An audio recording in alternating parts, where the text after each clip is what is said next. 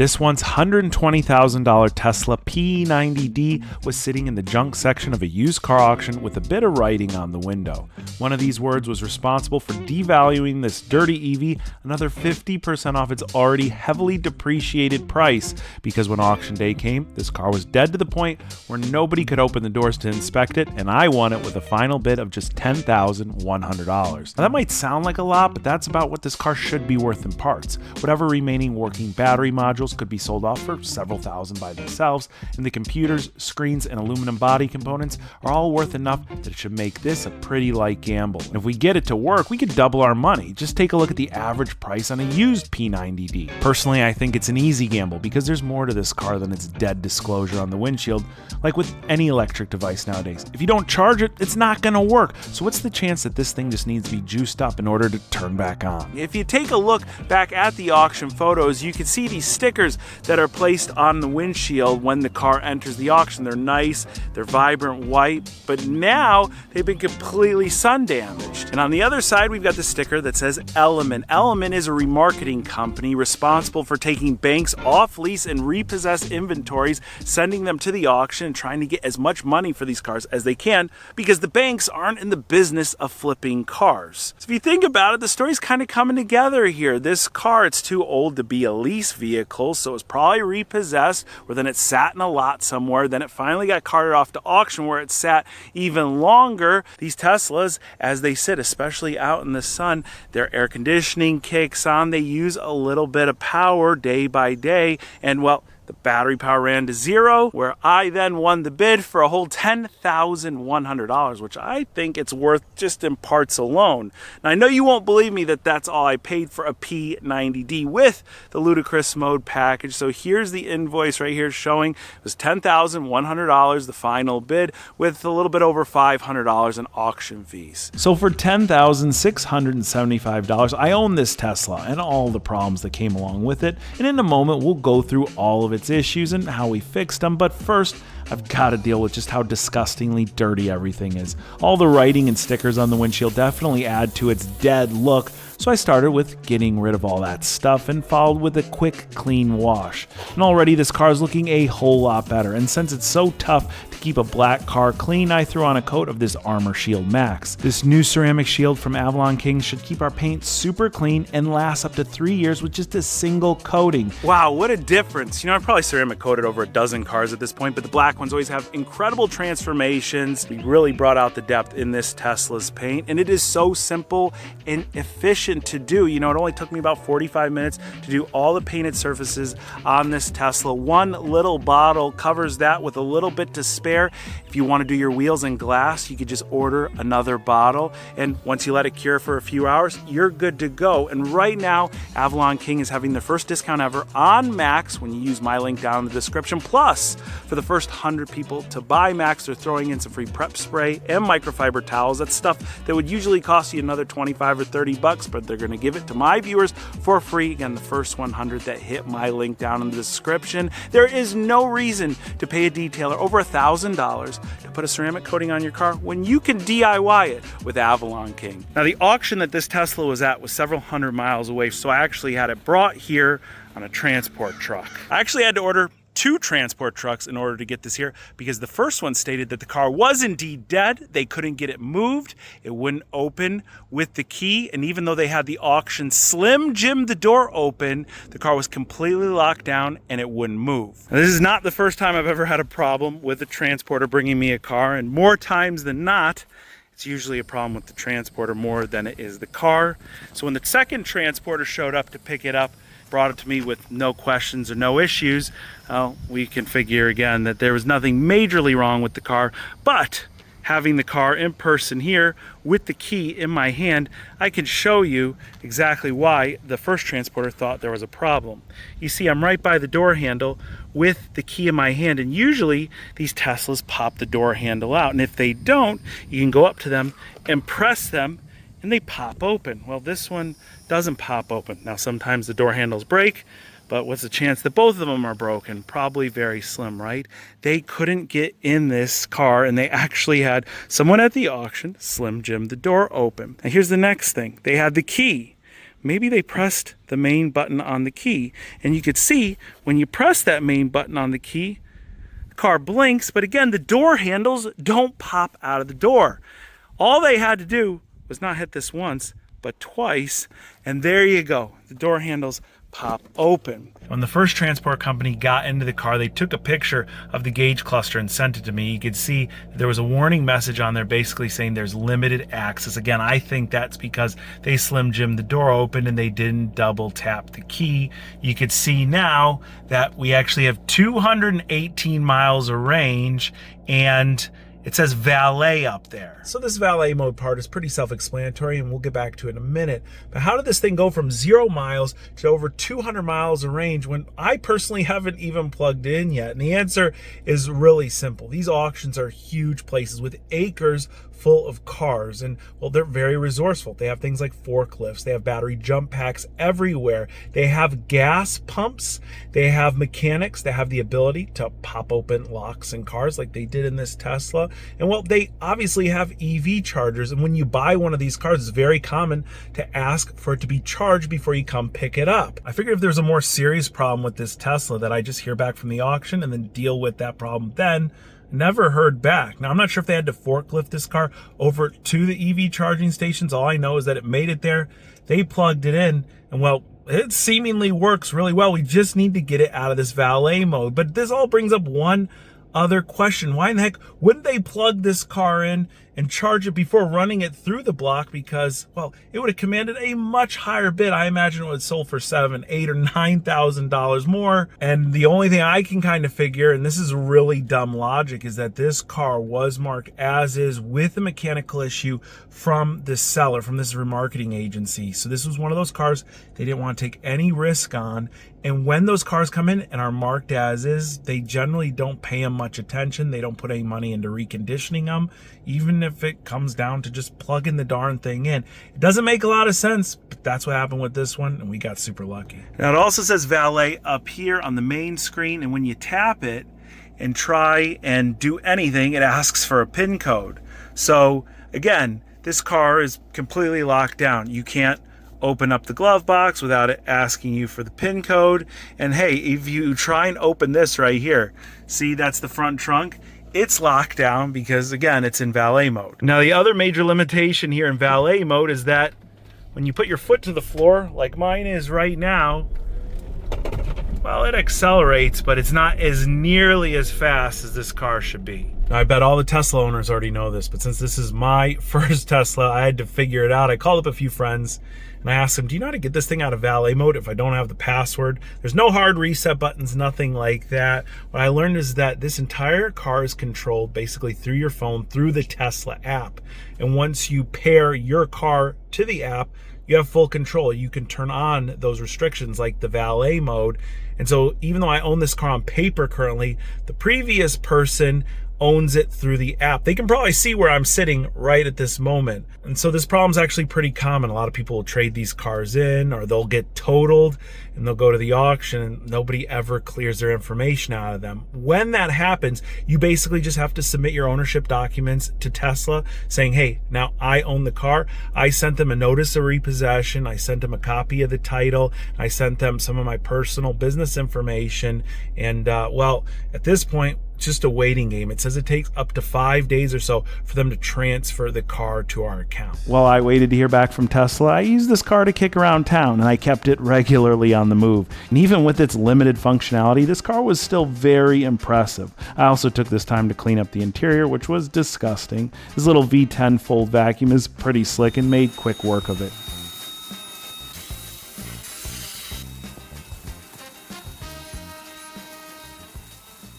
Look how much junk we just pulled out of that carpeting in here. Look at that.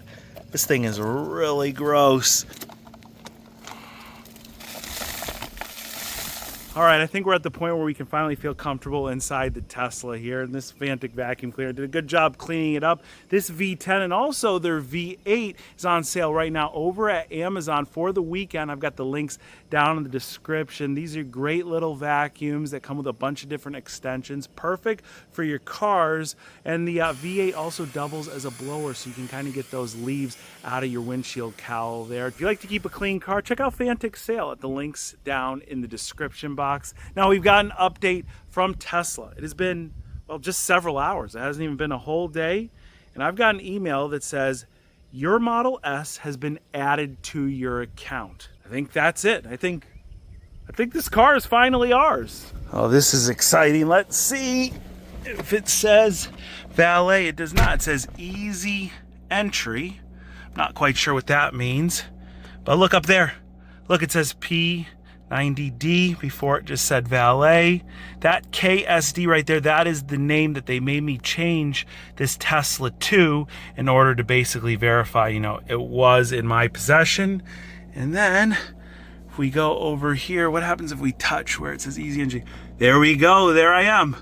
Sam, that's me. Let's see here. Oh man, I can't wait for this. Here we go. Whoa, my goodness.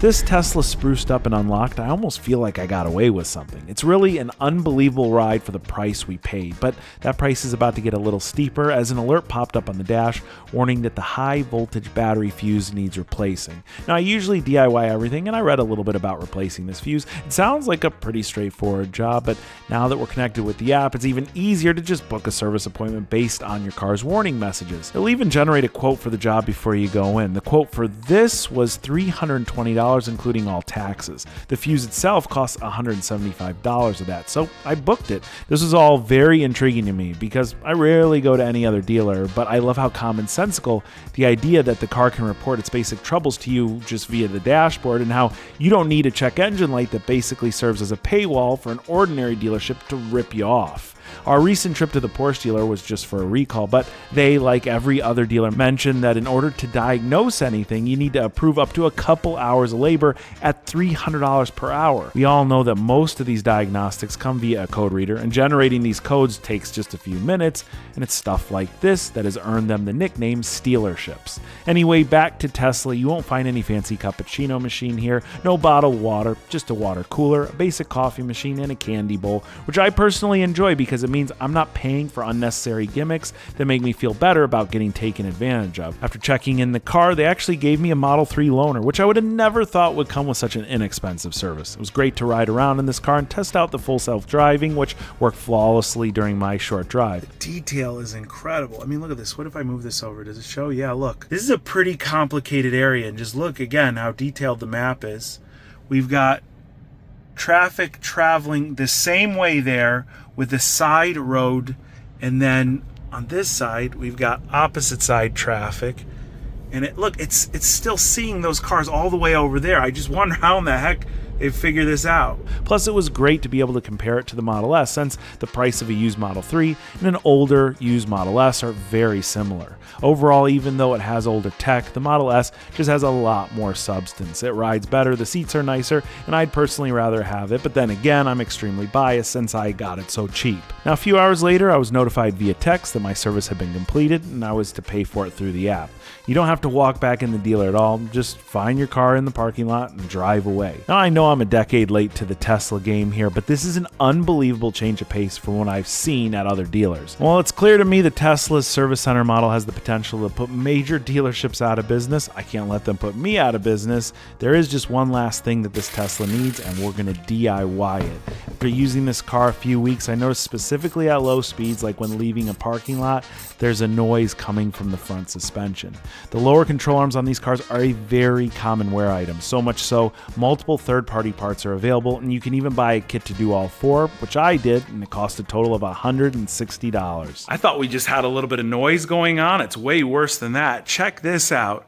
our wheel is rubbing up against the fender liner, so I'm assuming when you really launch this thing or just get on it, the actual wheel and tire is moving backward, rubbing up against here, and I've actually heard of it to where people let their control arms get in such bad shape on these cars that pieces of the metal will not only break off, the wheel will slam itself into this area, destroying the major electrical connector that is just right there, and then you'll cost thousands of dollars worth of damage. So it's a good thing that we're getting these done right now, and you could tell that these are the originals. For some reason, the way these came from the factory, they installed the bolt to where the head of the bolt is facing right here against the high voltage battery, and the nut is on the opposite side. So technically, if you wanted to remove that bolt in one piece, you'd actually have to drop the entire battery to do that. Now Tesla just tells you to save time. You loosen this nut, push the bolt out as far as it will go, and you just cut it off, replace the bolt. That's what we're gonna do today.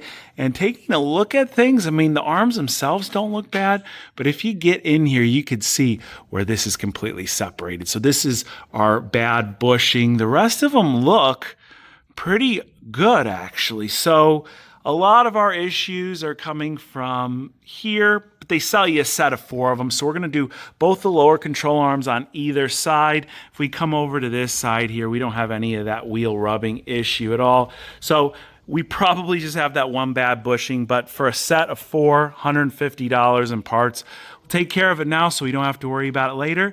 And right here, that's the cover for that high voltage fuse that the dealership replaced for us. So they just took off these 6 bolts here. They had to pull the old fuse out, throw the new one in. That's why it's only 30 minutes in labor. And looking at the rest of the undercarriage of this car, it's pretty straightforward. The tires and suspension are all good in the back. The only other damage that we really have is someone rode up over something and kind of messed up the bottom of this rocker here. However, if you look at it from the side, it's not bad. I personally wouldn't replace this, but if you wanted this to be cosmetically perfect on the underside, well, you'd want to get a new one. For right now, let's focus in on what matters most. It's that bad control arm.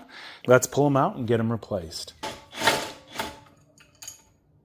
One thing I'm noticing so far is that all these bolts, they're all the same size. So the bolts, the nuts, actually I think I did find a couple that are 22, but on the European cars, usually they end up being all sorts of different sizes to do control arms. So the fact that Tesla makes everything consistent just makes the job that much easier.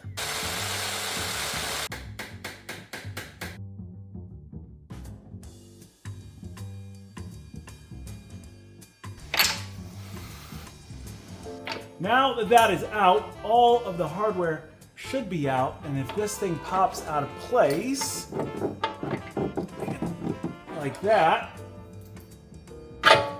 the rest is taken out and put back in.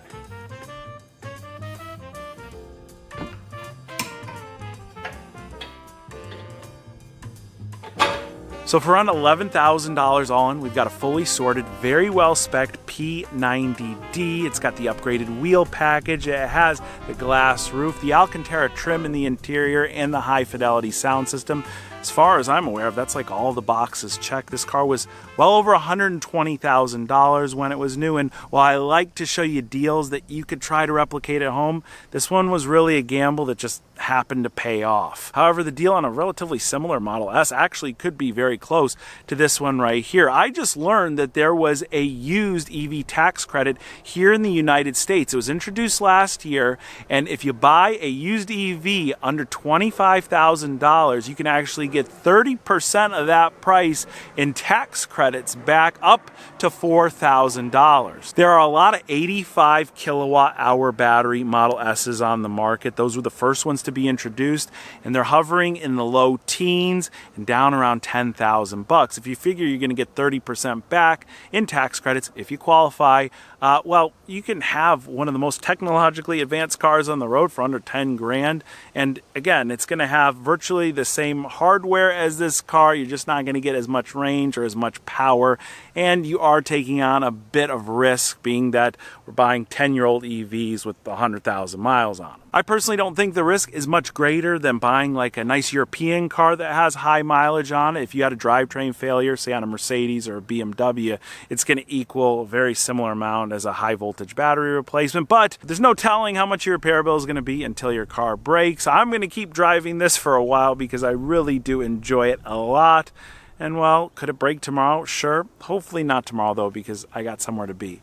And I'm also starting to realize that this car qualifies for that tax credit. So even though I'm in it around $11,000, it's going to cost me around $8,000 at the end of the day. Just wild. Now, I know that some of you just can't get behind the idea of owning an electric car. On the surface, they can be expensive and unpredictable, but if you figure you can pick up a well-used Tesla Model S under $10,000 or a Model 3 under $20,000 with this used EV credit, does it make it more enticing? Let me know your thoughts down in the comments. And if you're not already following the channel, make sure you hit that button below because I'm always gambling at the auction. And while I want them to all be winners like this Tesla, well, they usually end up like most gambles do. I hope you learned something from this video, and I can't thank each and every one of you enough for watching. I'll catch you very soon.